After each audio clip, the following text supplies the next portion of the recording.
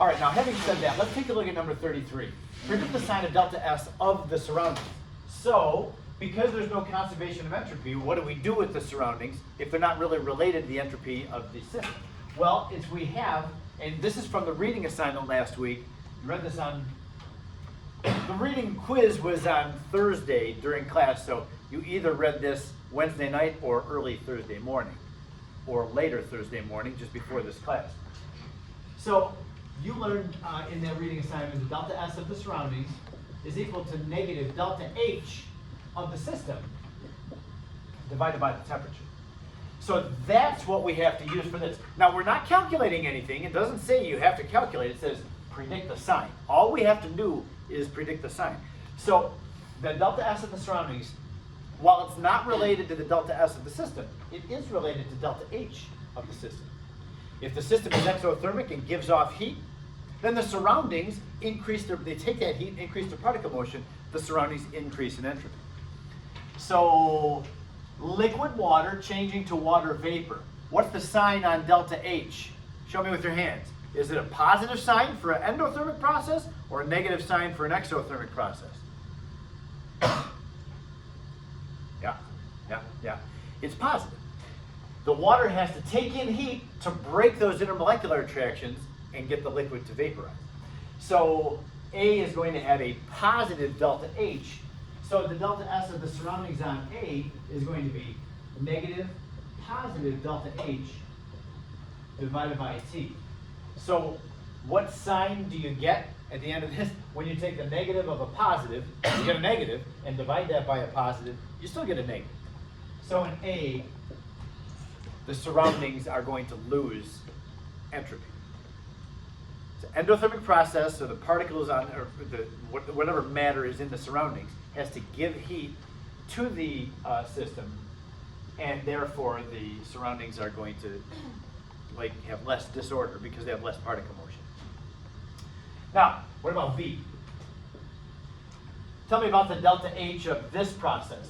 Is heat going in to get iodine vapor to change the iodine solid?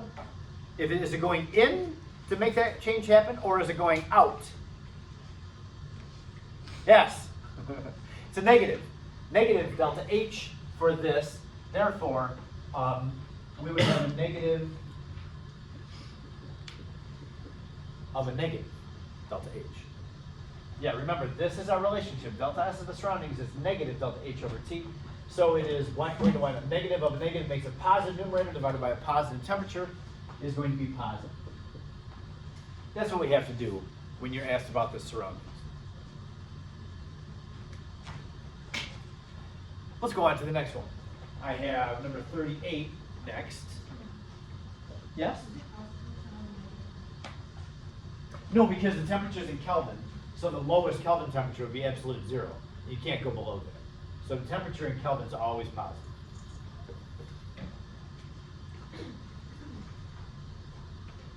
Yeah, phase change question on this one. Number 38, take a look at 38 with me. For mercury, the enthalpy of vaporization is positive 58.51. Does it make sense that it's positive? We're talking about vaporization. Should a delta H of vaporization be positive? Going from a liquid to a gas?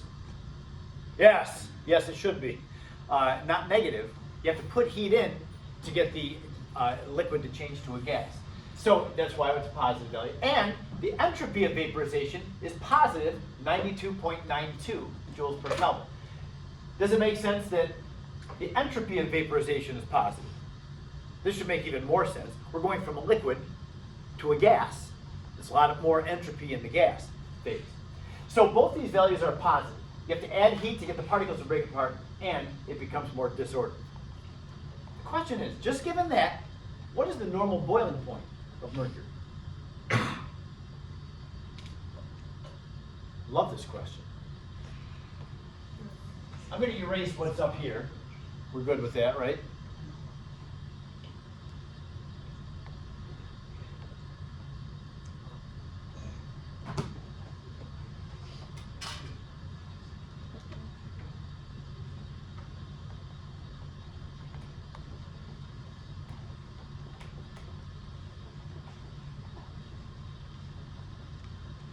Okay.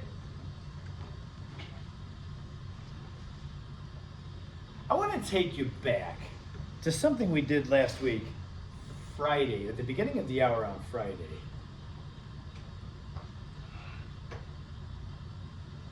This slide. We were talking about taking ice and melting it.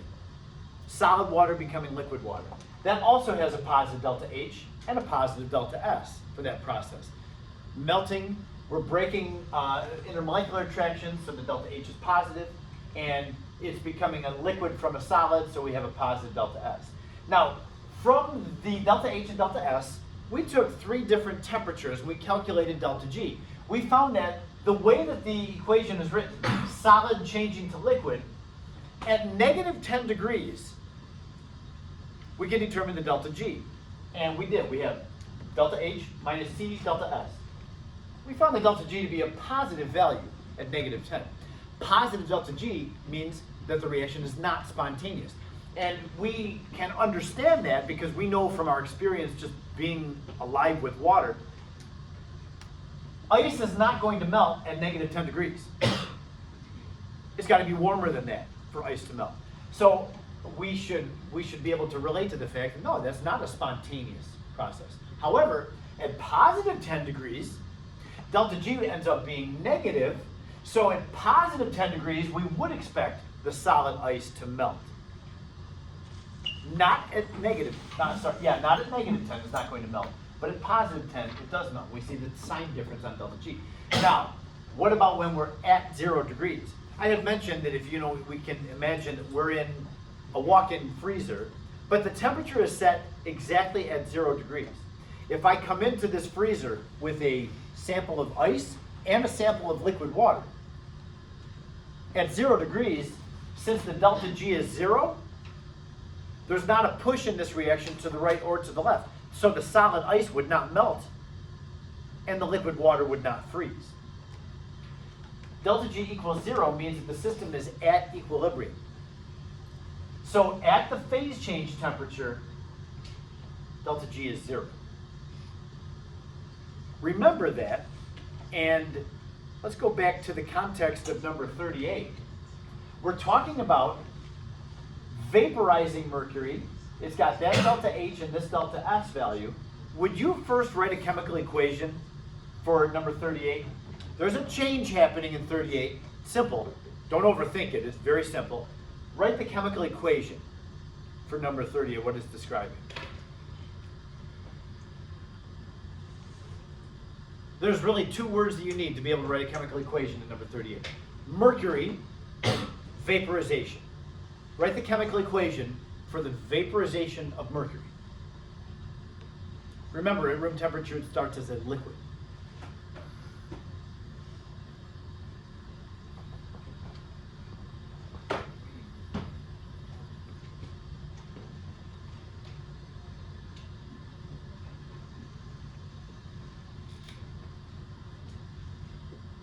Remember, don't overthink it. That's it. Liquid changing to gas. You're given the delta H value for it and the delta S value. So that the delta H is positive 58.51 kilojoules per mole. Delta S for this is positive 92.92 joules per mole Kelvin. I know the problem says Kelvin mole. I usually just do mole Kelvin. There's no difference there. They're both in the denominator. The question is, what is the normal boiling point of mercury? And remember where I was just at showing you before I put this question back up. We were back in the notes, and it said that when we have a phase change temperature,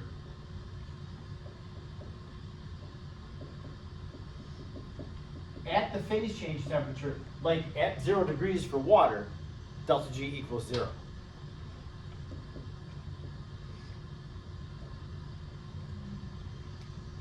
So this is how we answer that question. At the phase change temperature, the delta G value will be 0. So when we have to use this formula, delta G equals delta H minus T delta S. Anytime you're given delta H and delta S, I'll bet $1 that you'll have to calculate delta G from it. So sure enough, we have to here. And it's asking us about the temperature. So this is actually what we're trying to find. We're trying to determine this temperature, which will make delta G equal to 0. We know the delta H and we know the delta S. What is the temperature that will make delta G 0? Yes? If we have the delta H and delta S in their kilojoule per mole, in their joules per Kelvin times mole, or kilojoules per mole, wouldn't that be delta G naught? Delta G naught,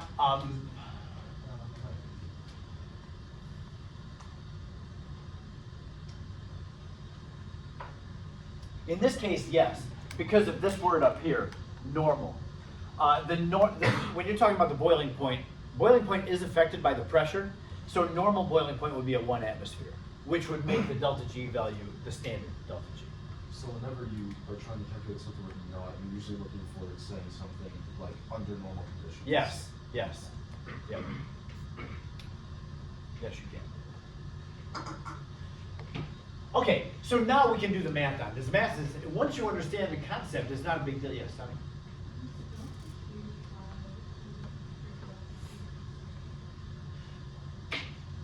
I'm telling you this. We determined it. That was what I was showing you in the notes just a moment ago. When you have a phase change, at the temperature of the phase, now notice -10 is not the temperature at which the transition is made. Water does not change to ice, and ice does not change to water at -10, nor does it at 10. It changes, that transition happens at 0 degrees. 0 would be the normal melting point of ice. So at that temperature, the delta G value is 0. Now you can plug in 6,033 minus 273, which is 0 degrees Celsius, times 22.1, and it'll give you something very close to 0. It's not exactly 0, but it's very close. So what I'm saying is, the delta G, when you're at the temperature of a phase change, is going to be 0. So if you're given the delta H and delta S, like we were here, and the question is, what is the temperature at which the phase change happens? Set delta G equal to 0 and solve for the temperature. That's what we have. Yes? So for the notes there, wouldn't that also be delta G naught, since delta H and delta S are in normal conditions? Yes, yes they would be. Yep.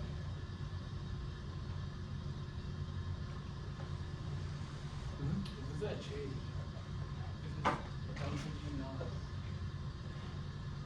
It just means we're at 1 atmosphere for pressures.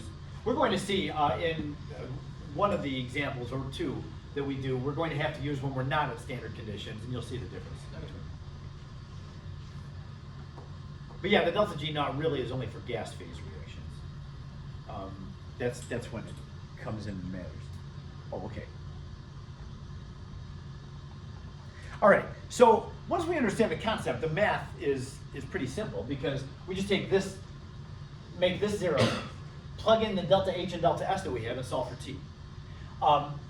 So it looks like this. 0 equals delta H, which is, I'm just going to do the symbols at first.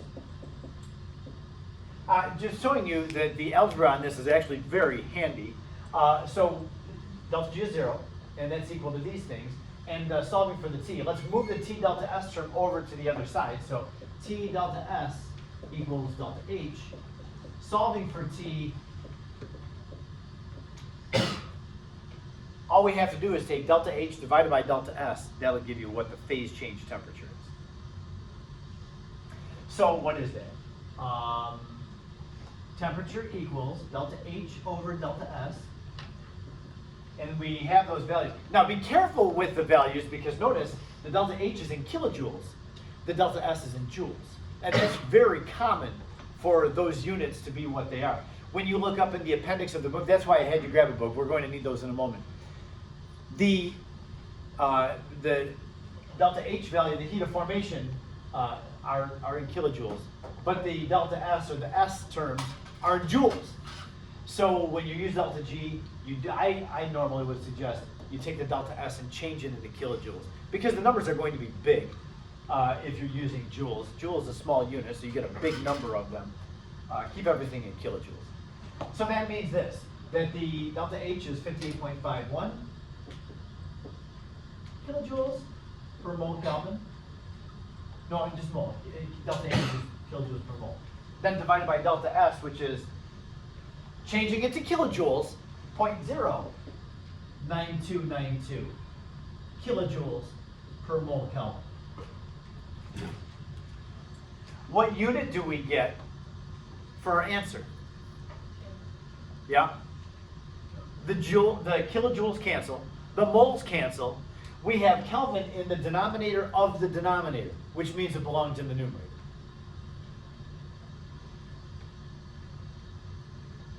That whole dividing by a fraction means multiplied by the reciprocal. So yeah, when you reciprocate that, the Kelvin comes up to the numerator. Okay, so the answer is like 600 something. Anybody have it?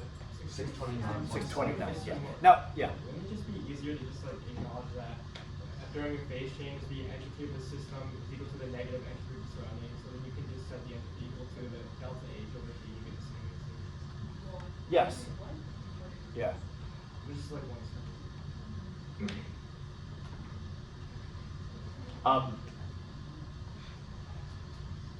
Yes, that's true. I'm going to still suggest everybody just think through this lens, but if you understand it conceptually well enough, then yes.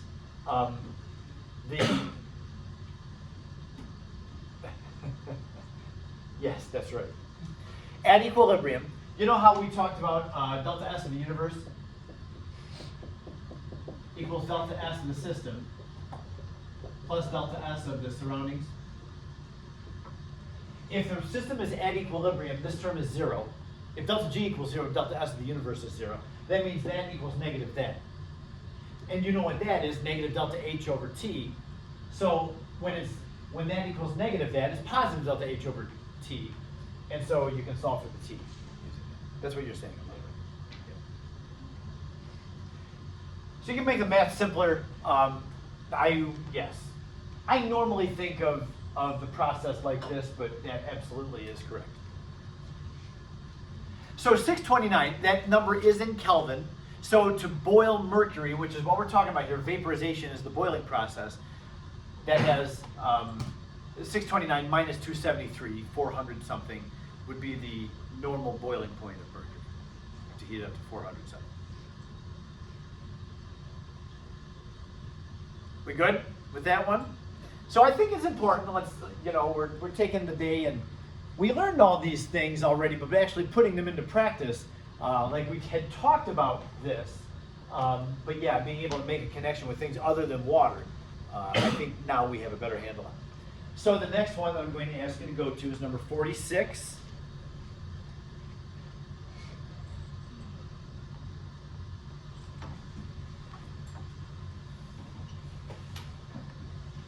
A and B are pretty simple. C is tricky. So yeah, with A and B, it says predict the sign. Once again, we're not doing any calculation, but it does ask us to calculate delta S, but I'm not going to. We'll calculate delta S for other example problems. Let's just take a look at a prediction of what delta S would be if we have these reactions happen. And now, to answer this, I'm going to take you back to the notes. It was slide 3, way back at the very beginning of this. Right here. Slide number 3. Entropy is molecular randomness or disorder. And 3 things that will commonly increase entropy. We need to know these 3. Producing a gas. If you start with solids and liquids, you produce a gas, entropy is going to go up. If you break stuff up, if you start with 1 particle and break it up into 2, that's going to increase entropy. Also, taking solids and dissolving them, it's kind of like vaporizing them.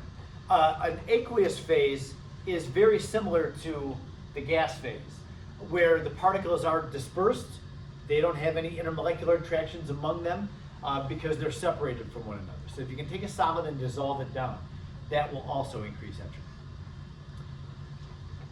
So with that in mind, let's take a look at number 46. Predict the sign of delta S. Okay? So we're starting with hydrogen in the gas phase and oxygen in the gas phase, and they come together and make water in the liquid phase. Taking two gases and having them come together and produce one liquid. Is entropy going to decrease or increase? What's going to happen?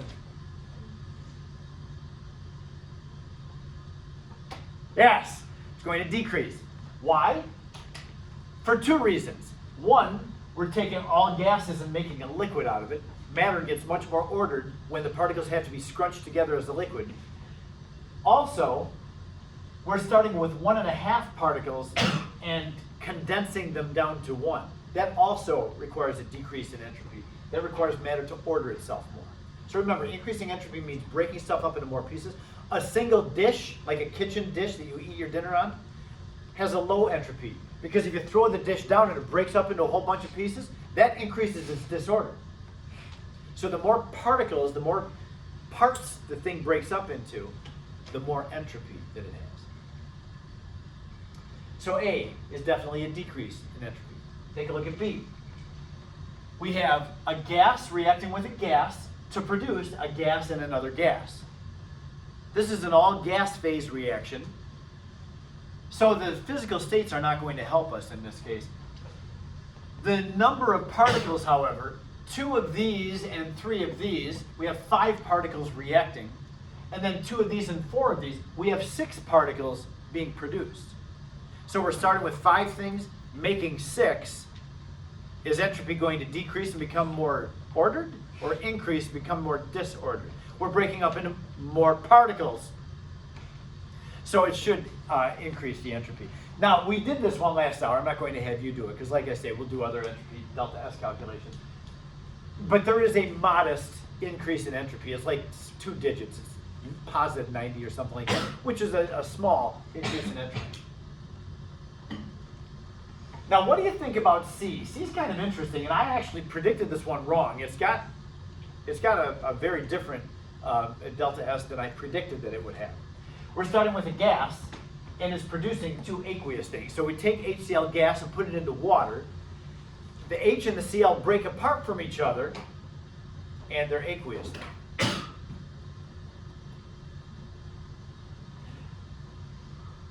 We've got one thing as a gas breaking up into 2 things which are aqueous.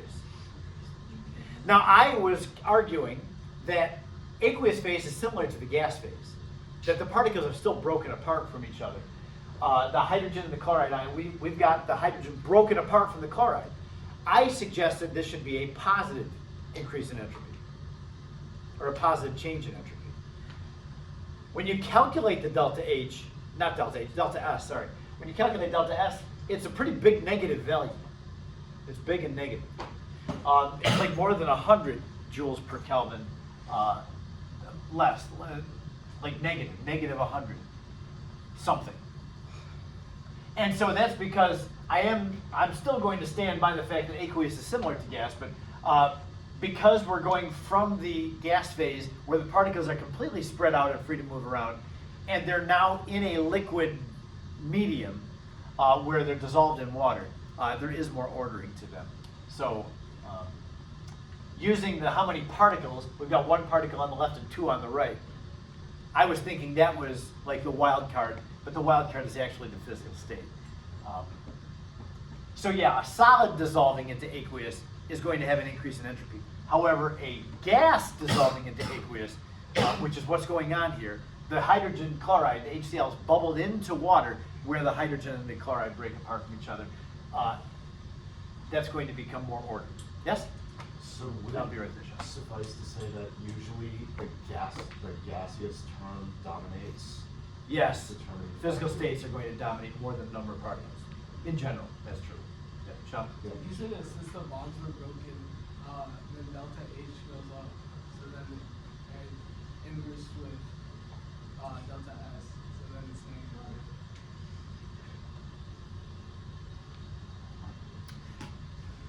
Bonds are breaking, yes.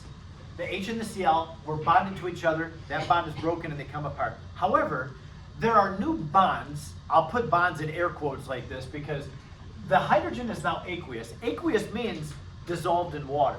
So the hydrogen ion is making an attraction to water. It's dissolved because it's attracted to the water. The water surrounds it. And the chloride ion is also attracted to water. So there are some bonds forming. We can't guarantee that this is a positive delta H. We can't guarantee that. So we have to know what the delta H is to know what's going on with the delta S in the surroundings. But the delta H and the delta S are not related in the system. So just because we have what you would expect to be a positive delta H here does not say anything about the delta S of the system. Okay. All right. So a little conceptual business there about how we predict the delta S for a reaction. Let's go to number 57. Oh, yeah, this is great. We're not going to do 57. Let's just talk about it for a moment. 57. Given these three chemical equations with their delta G values, calculate delta G for this reaction. What does it look like? Looks like Hess's law. Can you use Hess's law for other processes other than delta H? Yes, you can. As long as you're dealing with a state function. That's why we know about state functions and care about them.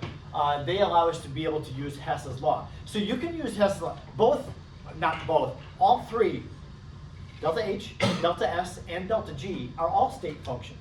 So you can use Hess's law for any of the processes, enthalpy, entropy changes, and delta G changes. So yeah, I would just manipulate these given equations to add them together and get the target equation and find the delta G, just like we did with delta H and Hess's law. Okay, so that can be a thing. Yes? No, no. Trick question. I would never try to trick you. No, but like the AP exam. Yeah, those bad guys, they would try to trick you. No, but they're not going to ask you something that's not a state function. No. Okay, turn to the page to number 66. I think this is now where we're going to have to use, yeah. Oh, we have, 66 is a loaded question. What time is it? Yeah, this will probably be the last one that we do. Okay, 66 says, using data from Appendix 4, that's the thermodynamic table in the end of the book, calculate delta G for this reaction. Notice this is a mostly gas phase reaction. Two gases react, a solid is produced, solid sulfur is produced, and then another gas is produced. Now this is not at standard conditions because it tells us at this moment where the progress of the reaction has the H2S, this reactant is at that pressure, not at standard pressure, but at 1 times 10 to the negative 4th atmospheres. The SO2 is not at standard conditions, and the H2O gas is not at standard conditions. So this is where we're going to have to use, I'm going to take you back to what we did on Friday.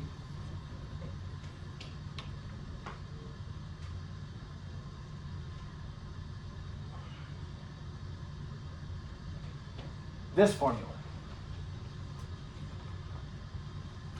Delta G, if we're not at standard conditions, will equal the standard delta G plus this correction factor, R times T times the natural log of Q. Okay, Algebra 2 students, this is where we're going to have to take this math function that we've never even learned before and have to use it. For right now, I'm just going to say, you have an LM key on your calculator, just press it, and then figure out what the Q is, then put that in the parentheses, and just put it in, and the calculator is going to tell you what the answer is. So really, I'm skirting the teaching you what natural log really is. It involves a number that we call E. E is a letter that represents a number, kind of like pi is a letter that represents a number. And what? You're getting too much away. Have you done this already in math? Okay. You're spoiling the surprise. Yeah, there's 4 of them. I don't want to do that. Okay, so yeah, because we're not in standard conditions, we have to use that. Remember, the Q is the ratio of the product pressures over the reactant pressures. Now there is a solid that's present, and the solid does not have a pressure. That's why they didn't give you a pressure of the solid. They were just giving you the gas pressures. Because yeah, only gases, and if you have any aqueous things in a reaction, they will be included as well in that ratio in Q. Okay, so, oh, and by the way, that last bullet point, if you do have a coefficient, if you remember, the NH3 had a coefficient of 2, it got raised to the power when you were calculating Q. That matters because there will be coefficients in this calculation as well.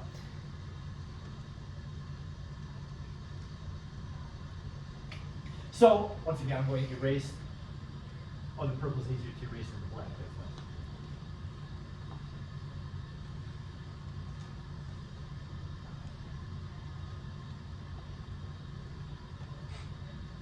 nice.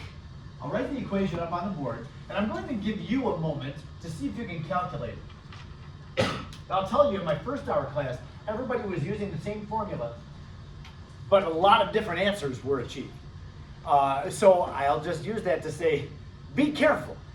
First of all, a simple thing, when you go to the thermodynamic data in the appendix, because you'll need it, well, let's just do this first. Delta G equals standard delta G plus RT times the ln of Q. This value you have to get from the table, from the thermodynamic table. You can find delta G just from taking the delta G of formation, products minus reactants. But make sure you use the right values for that. Your eyes will maybe want to go to the delta H or the delta S instead of delta G. The delta G is the middle column. Use those values when you're calculating that delta G standard. So take a moment, or a couple minutes, literally, and see if you can get all those values and put them in. You have everything you need. Just solve it for the delta G. Put your numbers in. But it's easier said than done.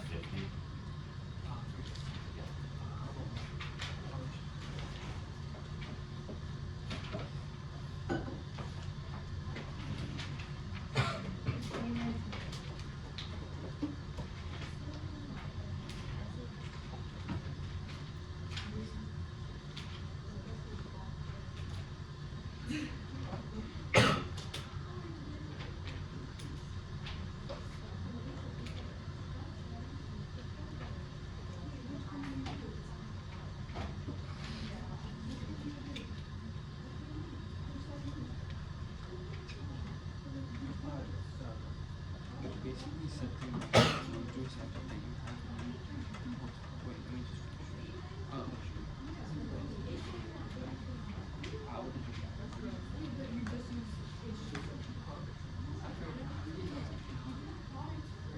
I use it tape. I just yeah.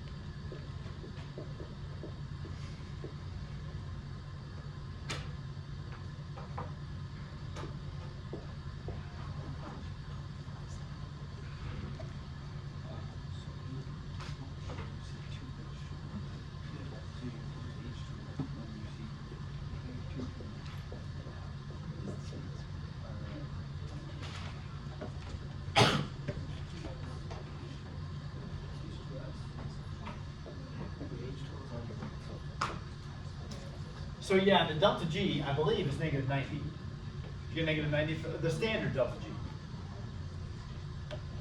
Negative 90? For just for this term? Yeah? Oh, I gotta tell you this too. What is the unit on the standard delta G? It's kilojoules. What is the unit on R? 8.31 joules per mole Kelvin. So you have to change it into kilojoules. When you're adding energies, make sure that they're all in either both in kilojoules or both in joules, but they have to be in the same unit. So yeah, this R term is going to be 0.00831 kilojoules per mole Kelvin. And then temperature is 298. It tells us in the problem. Don't just assume that, but you have to get the temperature from the problem.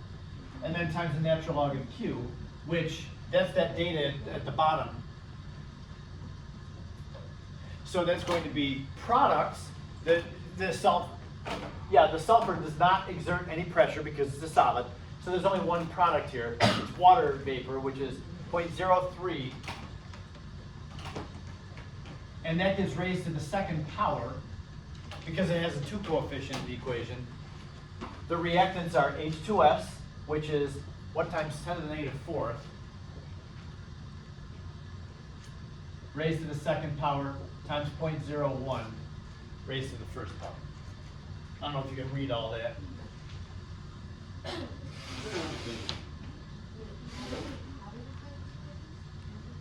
Q is the pressure of the products over the pressure of the reactants.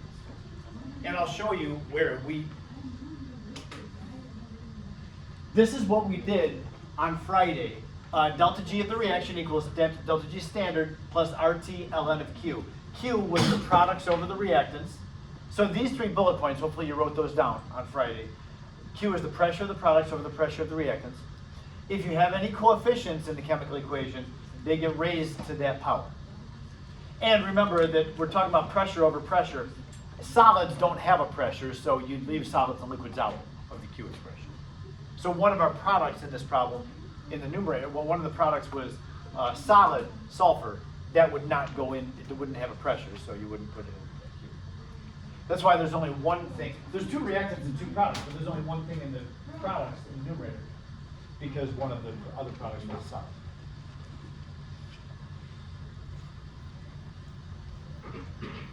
So the answer is, if I did it right, negative 50 kilojoules. Negative 50 with a decimal point for rounding the whole number. So I'll just put it over there. That's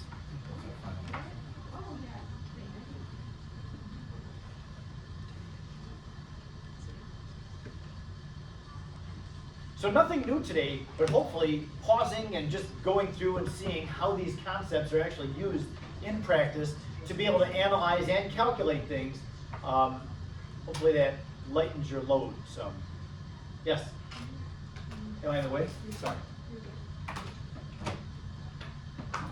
So again, the answer is negative 50 kilojoules.